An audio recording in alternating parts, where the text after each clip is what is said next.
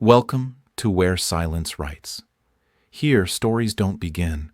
They awaken, slowly, softly, from between forgotten pages.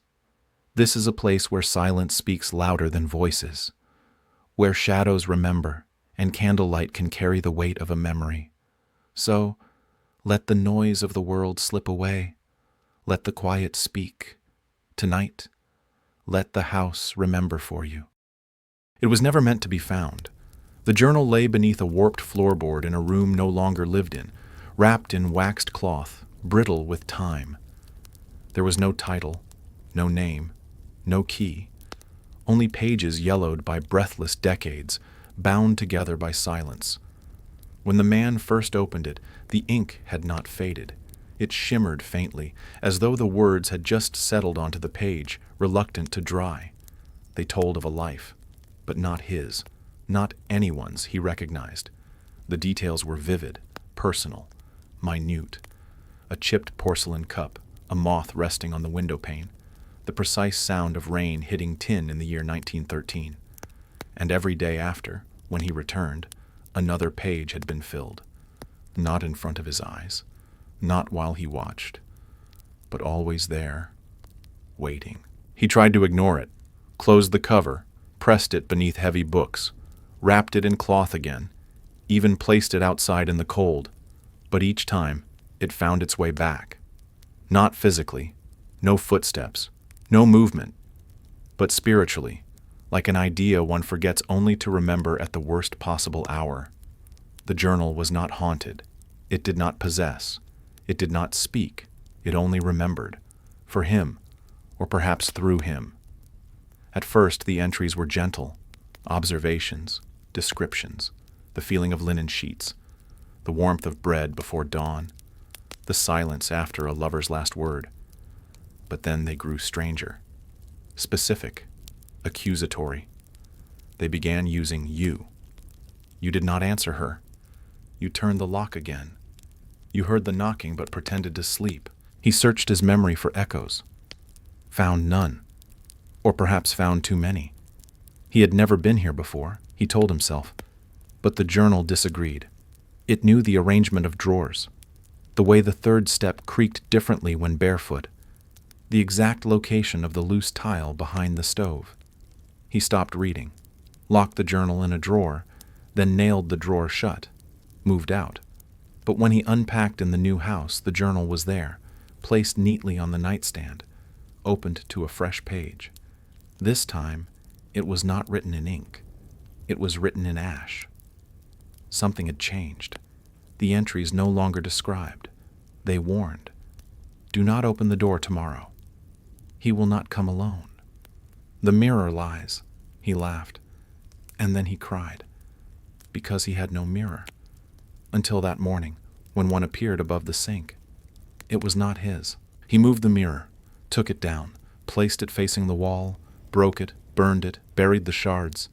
But the next morning, it was whole again, and hanging where it had first appeared. Not a crack, not a fleck of ash, only his reflection, and something behind him, always just leaving the frame. He stopped looking. He stopped sleeping. He placed the journal inside a locked safe and swallowed the key, and yet it opened again. Of course it did. There were more entries now, not daily, hourly. It remembered even what he refused to notice, how long he stood at the window, the exact angle his hand trembled when reaching for the kettle, the pause before answering the phone though it never rang. It recorded moments too small to matter, which somehow mattered more than anything. The journal no longer felt external. It had the intimacy of breath, the insistence of thought. It was not following him. It was preceding him. When he lifted his hand, he found it already written. You lifted your hand. When he blinked, you closed your eyes again. And then, you are not reading this. But he was. And he wasn't. Because something else was. He began to suspect the journal did not belong to him. It never had. He was only its current interpreter, or occupant, or prisoner. It did not care for plot. It did not seek poetry. It recorded. Dryly, completely. Like a machine made of memory. and yet it pulsed with something too human to ignore, as though it remembered with regret. One night, he opened it and found a page torn out, the first time it had ever done so. On the next page, a single line. "You weren't supposed to see that." He stared, then turned the page. Blank, and the next. Blank. He flipped faster, frantic, as though something inside him needed to be told again. But all pages ahead were empty. And he hadn't reached the end. Not yet. There were hundreds left. But the journal had stopped, or paused, or waited. For what? He didn't know, until he looked at his hands and realized he had not moved in hours. He was still staring at the last written line. "You weren't supposed to see that." And his fingers. They trembled in the same rhythm as the words on the page, as if the ink were still warm, still forming, from him, or worse, from what was watching through him. He no longer knew if he was the one reading the journal or if the journal was reading him. The words no longer felt like ink.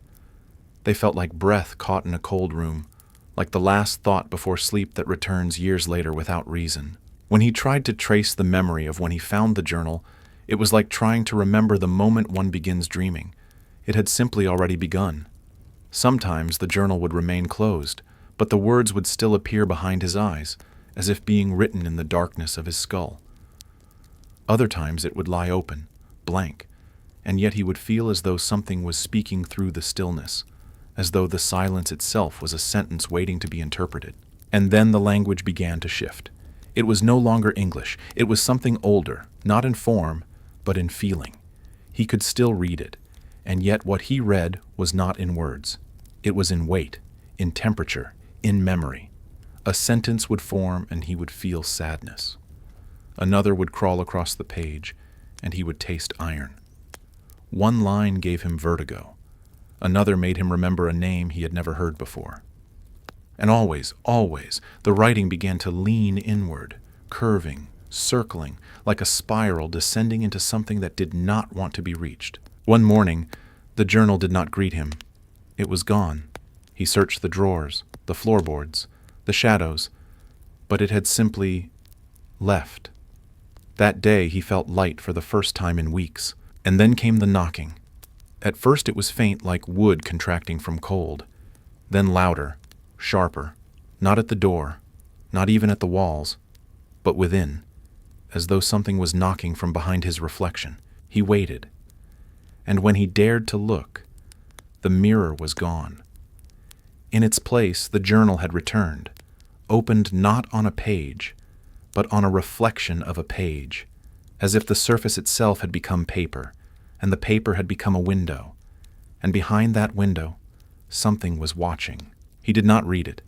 He simply stood before it, and the journal wrote, "You are learning." He turned away. The sentence vanished. He turned back. It returned, but different. "We are remembering." And beneath it, in letters faint as breath, "Welcome home." He began to wonder if the journal had ever been an object at all. Perhaps it had only borrowed the shape of a book for his benefit, for his understanding. Perhaps it had always been something else, something that took the form of language only because language was the only thing he trusted to carry meaning, but even that trust was fading. One night, he awoke with pages pressed against his skin, not in his hands, not under his pillow, but imprinted, thin, translucent words beneath the layer of his arms, faint as veins, shifting slightly when he breathed. He stared at them under the lamplight, and as he did, the words moved. Not away from him, through him. They were not for him to read. They were what he had forgotten to remember. The ink no longer cared for pages. It had found other surfaces, walls, water, the whites of his eyes. He would look at a teacup and know its shape had altered slightly from memory. The handle more curved, the rim less chipped, as if it too had been rewritten. The world was no longer stable. Objects disagreed with his past. Rooms rearranged themselves subtly, just enough to erode certainty. Familiar places looked staged, reconstructed. Not wrong, but incorrect. Too correct. He tested this once by drawing a map of his apartment. The next morning, he followed it. turned left where he had written left, counted 10 tiles from the door, opened the cupboard he had labeled empty. It was not empty. It was not even a cupboard. It was a staircase. And it went down. He closed it, marked it again, tried the same the following night. It was a cupboard again, but the dust was disturbed, and the air was colder inside. He stopped making maps. He stopped labeling anything, even his thoughts. He began to speak aloud, just to hear a voice not made of paper. But even then, he sometimes heard himself say words he did not intend. Not mistakes, insertions, as if someone else had edited him. Once he said the word remember while asking for tea, and the kettle whistled, though it was cold and dry and unopened. He wrote nothing down. He feared transcription, but the journal no longer needed him to write. It only needed him to exist. He began to forget what day it was, not from negligence, but because the days no longer felt distinct. They bled into one another like ink dropped into water, separate but dissolving, connected by something unseen. The journal no longer waited on the desk or shelf. It appeared wherever it wished, sometimes on the windowsill, sometimes inside the fridge. Once, between the sheets of his bed, open as though it had just rolled over beside him. He tried to stay awake for 3 days, hoping that the writing would pause if his consciousness did not. But on the 4th morning, he awoke in the bathtub, the journal balanced on his chest, open to a new line. Sleep is not escape. It is access. After that, he stopped resisting. He let it write, let it remember, let it unfold. The entries grew less descriptive, more anticipatory. They did not say what had happened. They said what would happen in a tone that suggested it already had. You will leave the door unlocked. You will not answer the phone at 3:19. You will hear her voice again. This time do not speak. He followed the instructions, not out of obedience, but inevitability. It felt like instinct that had only just remembered itself. And then came the names. First, names he didn't recognize. Then names from childhood. Then names he thought he had forgotten. One night, the journal listed every person he had ever failed to comfort. In the morning, it added the names of those who had failed him, but in handwriting that was not his own. He began to suspect that the journal was not a single voice. It was a choir of memories, a congregation of everything left unsaid, unrecalled, unfinished. It did not belong to one mind. It belonged to memory itself. When he opened the journal now, it no longer showed pages. It showed places, images so vivid they seemed more real than the room around him. A hallway that never ended, a staircase that led to a door with no knob, a forest where the leaves whispered in a language made only of sighs. He would close the book, but the images remained, clinging to his mind like mist on glass. And always, beneath each image, a single word would appear. Return. He began to fear the word. Return. It no longer felt like an invitation. It felt like a demand, a verdict. Not come back, but you were never meant to leave. He wondered what it was he had supposedly left. A memory? A place? A promise? Or perhaps a state of being so deeply embedded that waking life was the actual departure. The journal did not explain. It never explained. It only implied. And waited. One night, he awoke with the distinct sensation of having already stood up. His body remained in bed, but his awareness was elsewhere, down a corridor not in his home, through a door he had never owned, into a room he somehow knew the shape of. He smelled paper, heard scratching, felt eyes that did not blink, and when he truly awoke, he found himself holding the journal, and the pen was still warm. But there were no words on the page, only a circle, drawn over and over, darker at the edges as though trying to cover something beneath it. He did not try to uncover it. The next day, he walked without direction. He passed streets he had lived on years before, but they looked different. Smaller, too quiet. A dog barked and he flinched as if it knew. At a corner he did not remember, he looked up and saw a building with boarded windows. He felt pulled, not by memory, but by the pressure of familiarity. Inside, it was hollow, dust and glass, and a smell like wet ash. And there, in the center of the room, a desk, and on it, the journal. He did not open it. He sat, and it opened itself. The page was blank, but as he watched, the words formed, not from ink, but from light, as if memory was burning its way into the surface, one word at a time. You remember. Then a pause, then another line. You forgot on purpose, and then, it's time. He waited, but nothing else came. He closed the journal, and this time, it did not resist. The journal remained closed for 7 days. He counted, not out of fear or expectation, but because the silence it left behind was loud in ways he could no longer ignore. The absence was not relief. It was weight displaced, like a door unguarded, like breath withheld. On the 8th day it returned, not placed, not discovered, but present, as if it had always been there on the corner of the table, daring him to pretend otherwise. This time it was thinner, as though something had been used up, or removed, or shed. He ran his hand along the spine and felt the subtle tremor of movement beneath the leather, like pages breathing or something turning over inside. He did not open it. Not yet. Instead, he sat still. Long enough to feel the dust settle into his skin. Long enough for the air to cool and begin whispering against the baseboards. When he finally opened the cover, the paper inside was dark. Not black, but the shade of charcoal rubbed thin across skin. And on it, words etched in faint indentation, as if written with pressure, not ink. You do not need eyes for what comes next. He blinked. The message remained. Not a threat, not a warning, a condition. He closed the journal and sat back, uncertain whether he had read the page or whether the page had read him. The light in the room dimmed, though no clouds passed, no bulb flickered. It was not nightfall. It was reduction, a dimming of attention, a narrowing of perception. He rose, unsure if his legs moved or if the floor approached.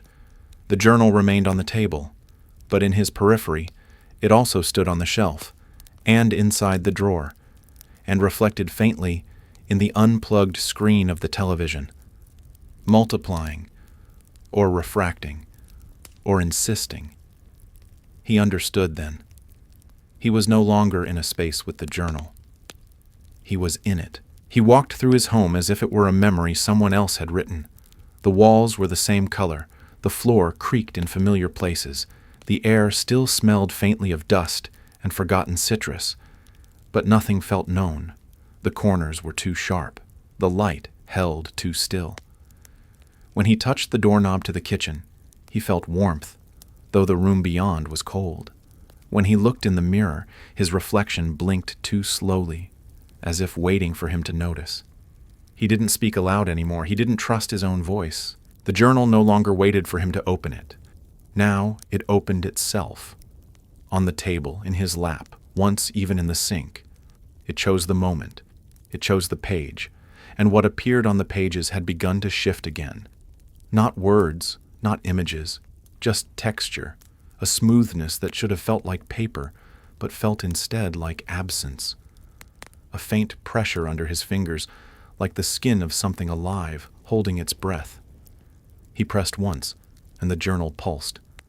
Just once. Enough. That night the house grew too quiet. Not silent. Quiet. As if the silence was being held back by something waiting to be heard. He stood at the window but saw no moon, no stars, only a pale shimmer like fog trying to remember how to become light. And in that moment he realized the journal was not only recording him, it was rehearsing him, writing versions, drafts, undoing and redoing him, until he resembled something it had lost. In the morning, he woke not in his bed but in the chair across from it. The journal sat open on his chest, and on the page was a map, not of a place, but of a moment. He could feel it rather than see it. A memory not his, but close enough to wear. It smelled like wood smoke and old paper. It echoed with footsteps that didn't match his own. And beneath the map, a single line. Begin here. He stared at the map for hours without understanding what it asked of him. It did not show a destination. It offered no compass, no road, no landmark. And yet the more he looked, the more it felt familiar, not in shape, but in tone, as if the moment it described had once pulsed in his bones, long before memory attached meaning to anything. He tried to trace it with his finger, but each line resisted, blurring slightly, unwilling to be followed. The journal would not lead. It would only allow. Later that day, he found himself standing at the base of a staircase he did not remember building. It descended into a part of the house that did not exist last week, or perhaps always had. He stood at the threshold, feeling the weight of permission pressing on his shoulders. The steps were narrow and soft underfoot, as though made of folded cloth or quiet regrets. The journal was not with him, and yet he felt it in his hand, the ghost of its weight, the memory of being observed. Halfway down he paused. There was no sound, but he could feel movement, gentle, spiraling, like something pacing far below without feet. The walls narrowed, but he did not crouch. Instead, the staircase curved inward, as if folding him into the architecture itself. Every step forward felt like a subtraction, of doubt, of name, of time. At the bottom there was no room, only a pause in structure, a hesitation in space, and in its center, a mirror. He approached, unsure what he expected. His reflection stood still, too still, not frozen, but deliberate, watching him with the patience of something that had waited too long to speak. And then, without moving, it smiled, not cruelly, not kindly, just enough to shift the silence. And on the glass, breath appeared, not his, and wrote 4 words, fading as they formed. We never stopped writing. He did not touch the mirror. He did not need to. Whatever had written on the glass was no longer inside the room or outside of it. It was within the moment itself. He stood there, breathing slowly, as if exhaling too sharply might erase the trace of those 4 words. And then he blinked, and the mirror was no longer reflective. It had become paper, not metaphorically, not visually, truly. The surface held the grain and tone of parchment, and across it, more text began to appear. You forgot how many versions of you we've tried. This one is almost right. He stepped back, not out of fear, but out of respect. For the first time, he understood that the journal had not been speaking to him. It had been speaking through him, to something behind, or before, or beside. Perhaps memory itself had been trying to remember him. And now, it almost had. He turned around, expecting the stairs, the walls, the ceiling. But there was only corridor, long, narrow, lined with doors that hummed faintly, as if remembering their purpose. He walked, not forward, but through. Each step did not move him along space, but deeper into continuity. He passed doors with no handles, windows with no glass, spaces where sound bent and slowed. The journal was no longer an object. It had become setting, structure, the fabric of where he now stood. And in this place he realized the journal was not finished. It was writing now, actively, reactively. The words were him. His thoughts inked themselves onto the walls, faint and flickering. Even his hesitations became grammar. Eventually he reached a doorway without a frame, and beyond it, a room without edges. In its center, a desk, familiar, old, not his, but his enough, and resting on it, closed and silent, the journal. He sat down without deciding to, placed his hands on the cover without meaning to, and before he opened it, he already knew what the first line would be. It would say, "You made it further this time." He opened the journal and found nothing on the page, yet everything in himself shifted. There were no letters, no symbols, no strokes of ink. But the absence carried shape, weight, direction. He moved his hand across the paper and felt texture where there was none, as though the page was not waiting to be written, but had already been read too many times to bear more markings. Still he turned the page.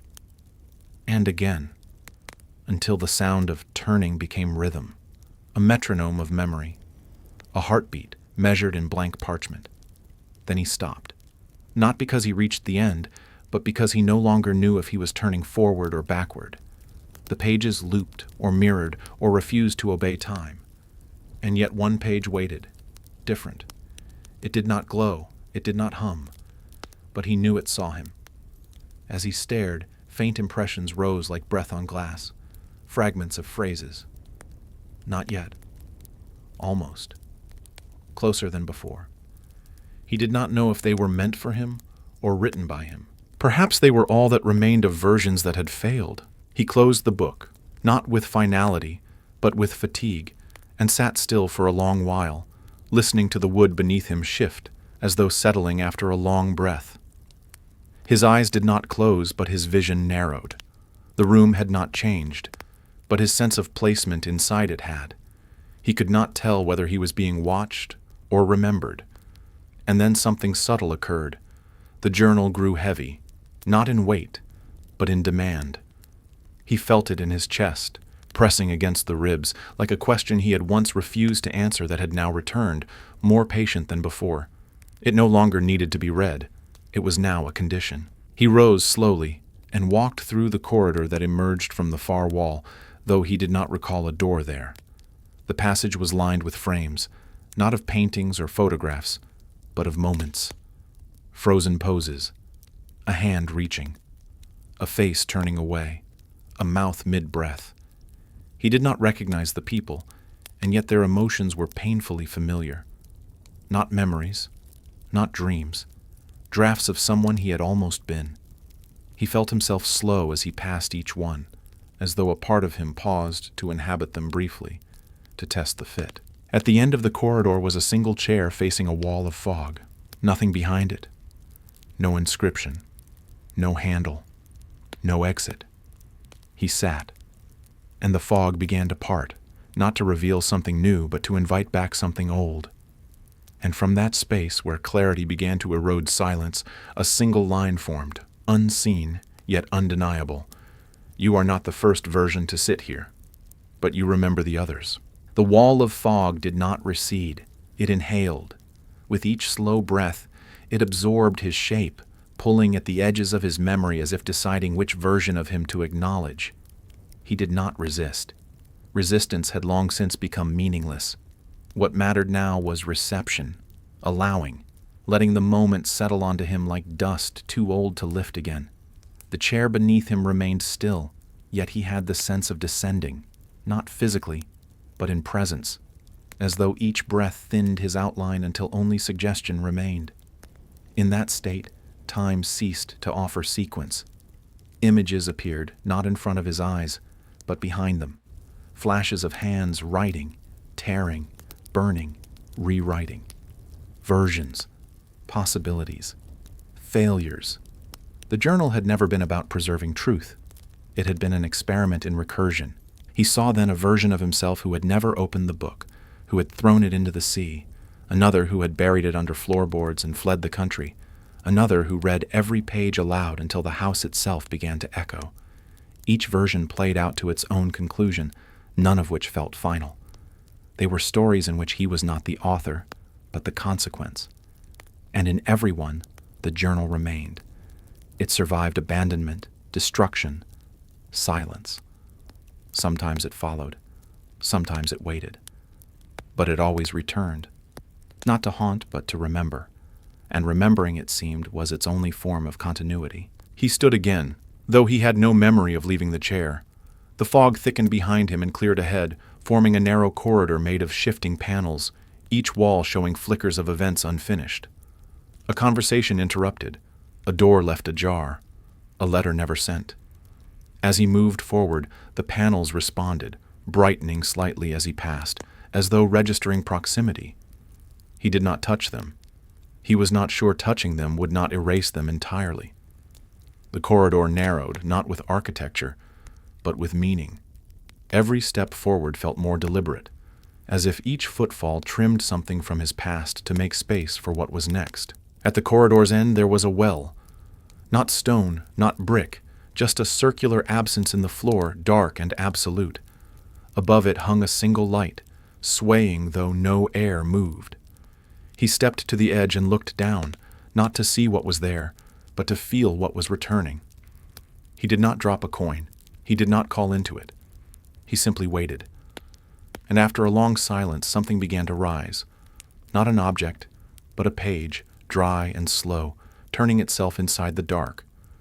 And though it made no sound, he heard it clearly, as if read directly into his bones. The page rose slowly, suspended in the air above the well, rotating as though caught in the thought of a wind. It did not shimmer, but it vibrated subtly, as if trying to remember its own contents before revealing them. He watched it with the patience of someone who had forgotten how long he'd been watching. Then, gradually, the words appeared, not all at once, not as ink, but as indentation, like breath held too long. They formed the outline of a message, one he had not written, but had perhaps once tried to forget. You are the memory we kept. He did not reach for the page. He didn't need to. The words had already lodged themselves where thoughts refused to form. What mattered was not the content but the acknowledgement that he was not a reader, not a witness, but an iteration, an answer to a question too old to remember the phrasing. The journal had not recorded his life. It had offered it repeatedly, adjusting tone, timing, silence. And now, standing at the edge of the well, he understood. He had not failed before. He had simply not yet succeeded. The corridor behind him was gone. There was no return, not because it had vanished, but because the possibility of going back had been edited out. The light above him flickered once, then steadied. Not to illuminate, but to declare. A shift had occurred, subtle, yet absolute. The page above the well descended now, drifting toward him with the weight of a moment chosen. When it touched his chest, it did not fall. It stayed, adhered by intention alone.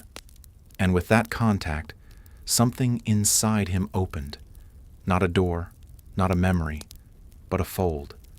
A place where the narrative bent inward, allowing passage. He stepped into that fold without motion. There was no transition. Only afterward did he notice the difference. He stood now in a study. Old wood, soft carpet, a window without glass. Books lined the shelves, but every spine bore the same title, the journal. Some thin, some thick, some pulsing faintly with unwritten endings. And at the center of the room, a desk, and on it, the journal. Closed, waiting. But this time, he did not approach. He simply watched. And as he did, he began to remember not who he was, but why he had been written. Not by whom, not for what, but for when. Because some moments, it seems, require a specific version of you to be remembered properly. The room did not breathe, but it responded. Every time his thoughts turned toward a book, that spine flickered. Every time he recalled an emotion, the air shifted slightly in temperature, as if the walls adjusted to accommodate the resonance. He walked slowly along the shelves, reading no words, for there were none to read. The titles were not written. They were implied. Not language, but memory encoded in texture. One cover felt like a summer lost too early. Another pulsed with the ache of words never spoken. Some resisted his touch. Some warmed to it. But all of them were him. He stopped before one particular volume. It was neither the oldest nor the newest, but it trembled faintly, like a page being turned in a wind that hadn't yet arrived. He reached for it, not with expectation, but with recognition. The moment his hand met the leather, the room changed, not around him, but within him. The study remained, but his place in it deepened. He had moved from observer to participant. The book did not open. Instead, it dissolved into him, and he understood that this story was no longer about recording. It was about choosing. The desk was no longer a surface, but an origin, the place where stories began, and perhaps where they ended, if endings were real. He sat once more, not because he had to, but because the shape of the moment required it. The journal reappeared before him, not placed but composed, as if the narrative had reached a point where its presence was inevitable. He placed his hand on the cover and waited. Nothing stirred. And then, from behind him, a second chair formed, empty, but not unoccupied. Its shape suggested presence. Its silence suggested patience. He did not turn. He didn't need to. Whoever or whatever had arrived was not new. It had always been there, watching through pages, breathing between paragraphs, flickering in the spaces where punctuation could not reach. He kept his eyes on the journal, knowing that the next moment would not be written by ink or choice, but by understanding. And then, softly, without touch, the cover lifted.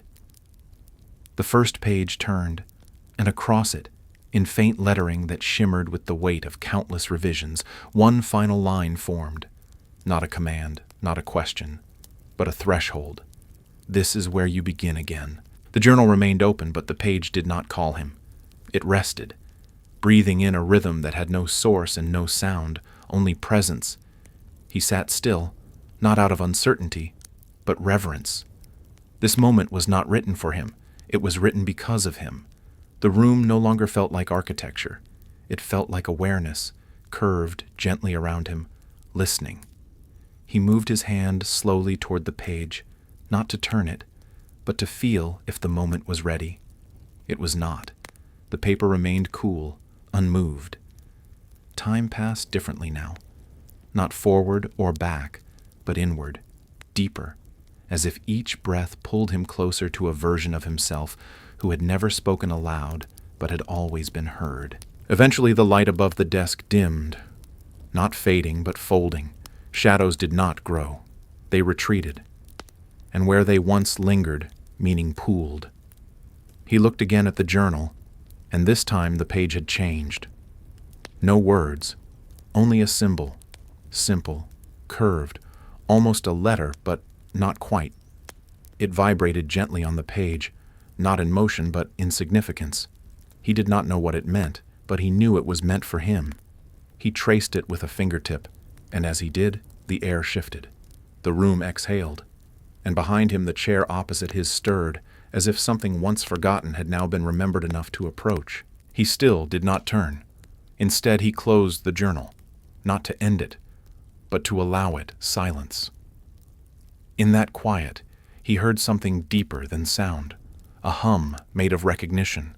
He rose slowly, and the journal disappeared. Not vanished, but integrated into the walls, the floor, the breath of the space itself. It was no longer an object. It had become a threshold.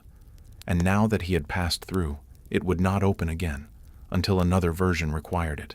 He stepped toward the far side of the room, where a faint seam marked the shape of a doorway that had not yet opened. When it did so without motion. The wall became space. The space became path. And the path led into something colder. Not dangerous, just ancient. He stepped into it, as if stepping backward through a memory not his own. The ground beneath him was soft, not with moss or soil, but with discarded pages, hundreds, thousands, none bearing ink.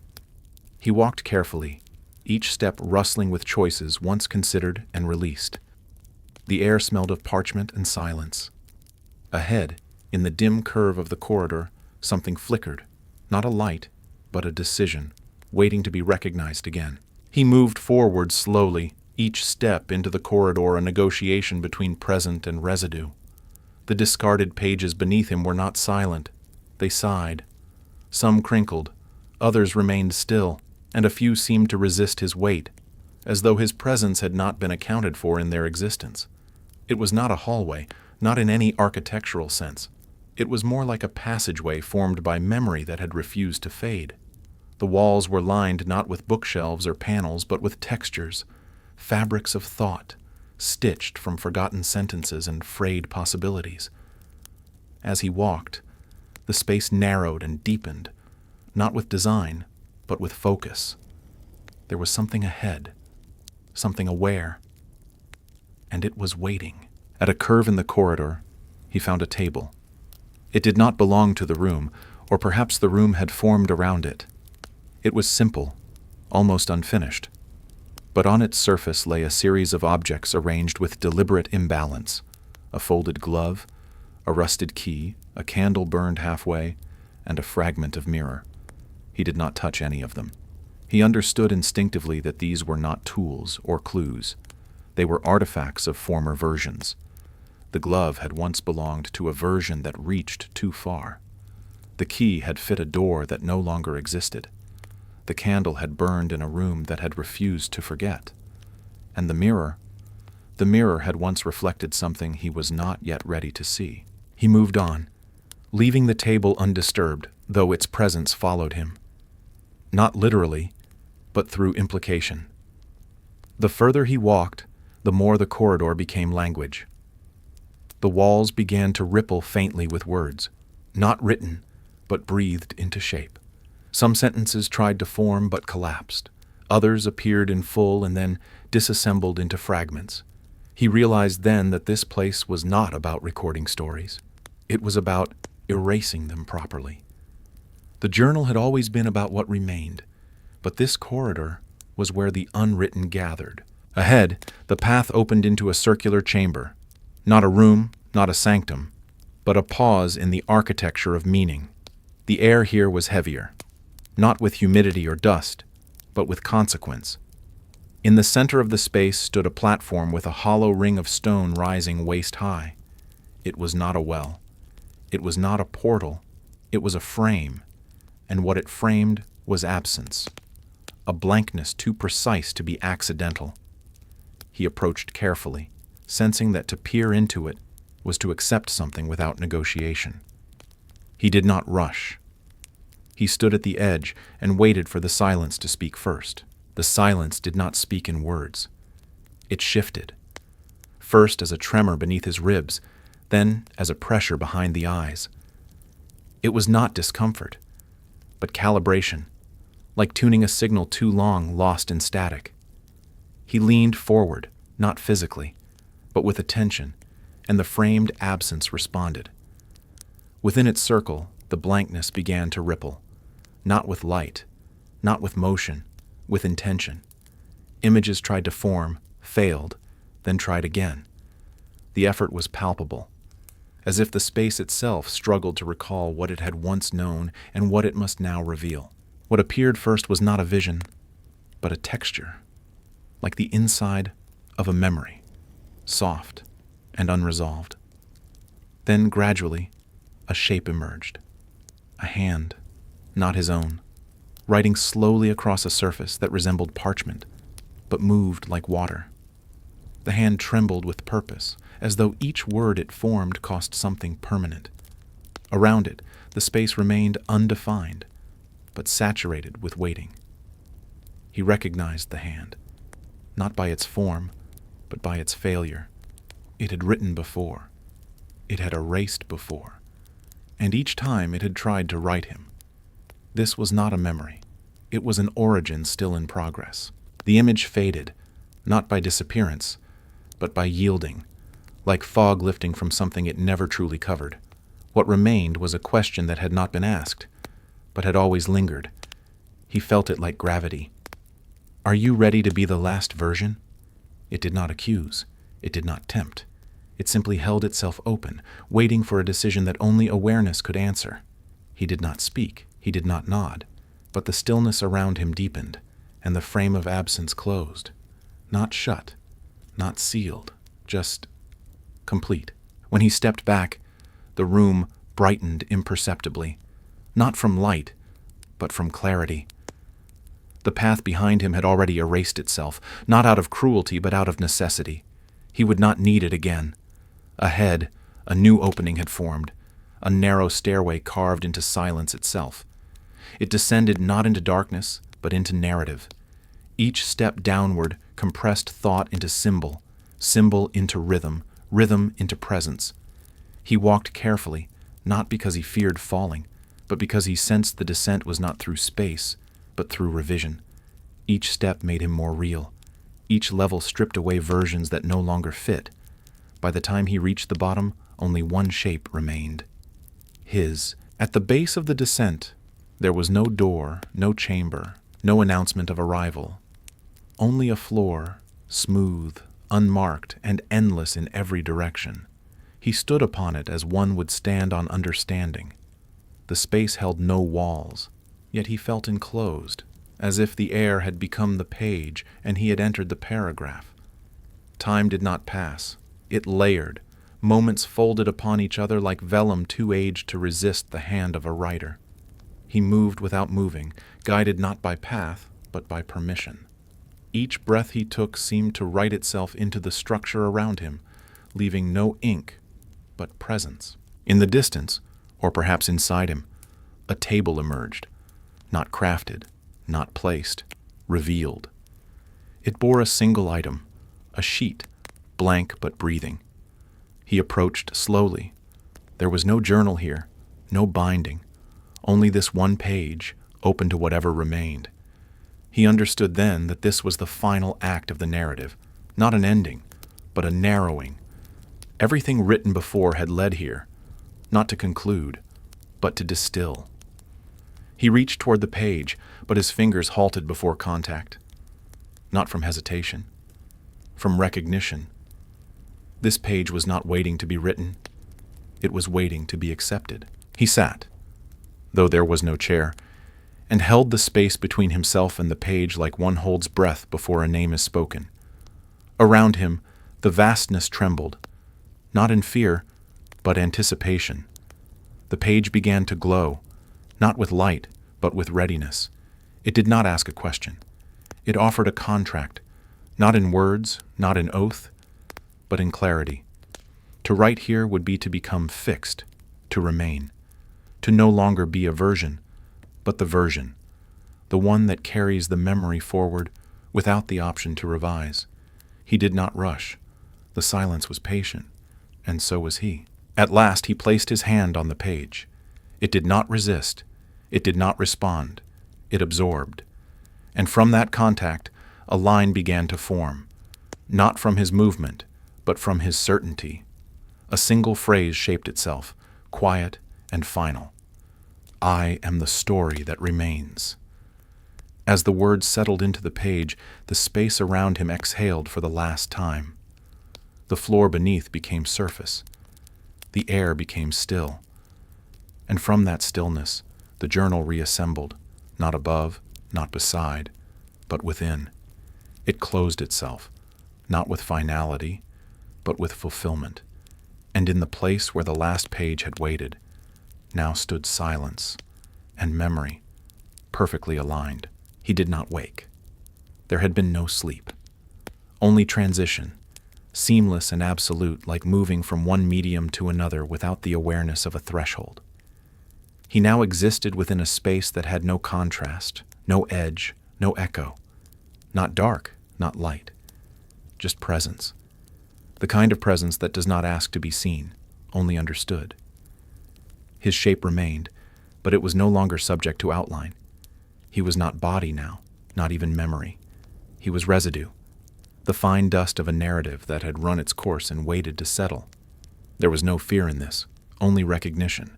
The silence here was whole, not empty, but filled with the kind of stillness that follows completion. He did not seek movement. There was nowhere to go. What remained was reception, the slow unfolding of everything he had once been, shown not as images or scenes, but as tone. He could feel his former selves not as failures, but as drafts, versions written with different tensions, different longings. Some had reached the edge of meaning, others had dissolved before coherence, but all had moved in one direction, toward this, toward the self that could finally remain unwritten. A ripple moved through the space, not from without, but from within. It was not time returning, but structure. A slow suggestion of architecture began to form around him. Faint curves, softened corners, shadows where walls might one day be. It was not a room, it was a pause designed into being, and at its center, something familiar unfolded. A surface, low and wide, bearing no markings except its readiness. He approached, not with feet, but with acceptance, and stood before it as one stands before consequence. Nothing waited atop it. Nothing called. And yet the space asked, "What will you carry forward?" He did not answer. He didn't need to. His presence was already forming the reply. Across the surface, faint indentations began to emerge. Not words, but weights. Memories pressed not by ink, but by return. They were not chosen. They were what had remained when all else had gone quiet. The look of someone left behind. The sound of rain on a window never closed. The feeling of holding a book long after the story has ended. These were not details. They were anchors. And as they formed around him, the space became less silent, not with sound, but with implication. He was no longer waiting. He was becoming legible again, but only to the parts of the world still willing to read without expectation. The marks deepened, not etched, but absorbed, until the surface bore them like skin bear's touch. They did not assemble into narrative. They resisted sequence. What emerged was not story, but essence, the contours of grief unspoken, the warmth of a thought never shared, the ache of something beautiful glimpsed too briefly to describe. He watched these shapes without judgment. They were not his to control. They had survived the revisions, and now they surfaced not to be resolved, but to be honored. The space grew quiet again, not with absence, but with reverence. Above him, the horizon changed, not forward but outward. The silence softened into atmosphere, and with it came the first indication of space beyond this one. A glow. Not bright, not distant. It pulsed like a breath once held, now allowed. He turned toward it, and the air responded, not with wind, but with permission. There was no path, no invitation, only direction, and that was enough. He stepped toward the glow, and the surface beneath him shifted. Not physically, but contextually. He was not leaving. He was transitioning, again, but this time with the full memory of every iteration folded inside. As he moved, the space around him changed, not quickly, but inevitably. Lines formed, gravity returned. The glow resolved into structure, faint and transparent. Walls made of story scaffolding. Windows that opened not to views, but to understandings. This was not a room he had entered. It was one that had always waited for him to be the right shape. He paused at its threshold, not because he feared crossing, but because he knew. Once he entered, he would not be the reader anymore. He would not even be the written. He would be the page. And so he entered, not with ceremony, but with completion. The moment he crossed, the space closed behind him, not to trap, but to seal. The journal did not appear. It did not need to. It had become internal. Every breath he took was punctuation, every pause a paragraph. The light within the room flickered once and then steadied, not to illuminate, but to affirm. He was not the first to reach this place, but he might be the last to arrive willingly. He sat at the center of the room where no chair had been placed, and waited for the world to ask him to begin again. This time, not by writing, but by being read. Outside the room, time had resumed, not as a force, but as an awareness. It moved slowly at first, like a clock relearning its purpose. He could feel it, not ticking, but stretching, forming itself around his new presence. This time was not personal. It was structural, the kind of time that allows meaning to take shape, allows stories to cast shadows. He sat motionless, yet the space around him unfolded, not in geography, but in perception. Shapes emerged, frames of possibility, outlines of moments not yet chosen. They did not beckon. They waited. The walls began to thrum faintly, a rhythm not of sound but of cadence, a heartbeat tuned to narration. Each pulse matched the quiet certainty of his breath. He was no longer assembling identity. He was distributing it, not through action but through availability. He had become porous. Each thought, each stillness, each shift in attention became legible to something just beyond the veil of articulation. He was being read, not by eyes, not by audience, but by the structure itself. The architecture of memory. The latticework of narrative seeking a stable voice. A mirror formed, not of reflection, but of response. It did not show his face. It showed his influence. In its surface shimmered moments now being lived elsewhere. Small changes, subtle turns, a hand choosing to hesitate, a stranger offering help unasked, a door left open just long enough for regret to pass through. He understood then that he had never been writing only for himself, that the journal, even in its most private passages, had always spoken into a larger silence, a communal one, and that silence had listened and now responded. He did not weep. There was no need. The completeness of the moment was too whole for sorrow. He rose, not to leave, but to align. The room followed him, or perhaps unfolded to meet him, and he moved toward a window that had not existed a moment before. Outside, the world did not wait. It turned. It shifted. It unfolded its own pages. But now, some of those pages carried his shape, traces of his passage through the margins of untold stories. He placed his hand on the pane. It was not glass. It was possibility made tactile. And through it, the world saw not a man, not a writer, not a version, but a question, perfectly formed, perfectly silent, perfectly ready to be answered.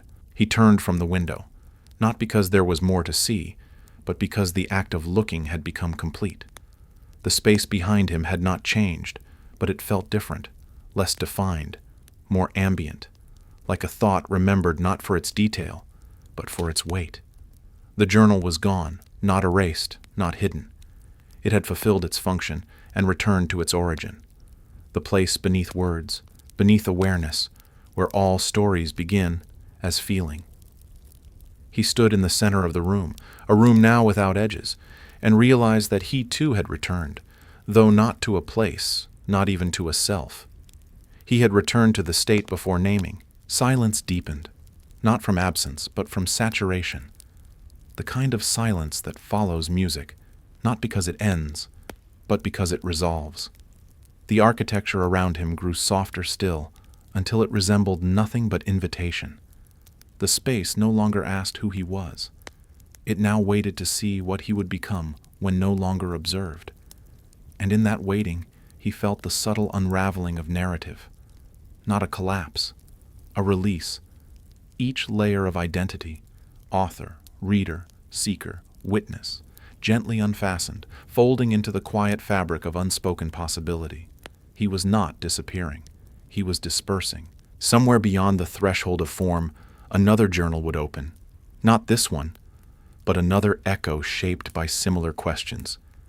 And someone, not him, not yet, would touch the first page and feel the same pull, the same hesitation, the same beautiful burden of becoming legible. He would not be there, but his trace would, not in ink, in rhythm, in silence, in the architecture of moments too quiet to remember, yet too precise to forget. The story would begin again, not as repetition, but as resonance. He did not step forward. There was no forward. He simply allowed stillness to have the final shape. The space around him shimmered once, not visibly, but perceptibly, and in that shimmer, everything became page. The air, the thought, the waiting. Not to be written, but to be read, not as history, as presence. Somewhere a hand opened a cover, somewhere a reader exhaled, and somewhere, softly and without warning, a voice within them whispered, not from above, not from within, but from between, "You are the story now."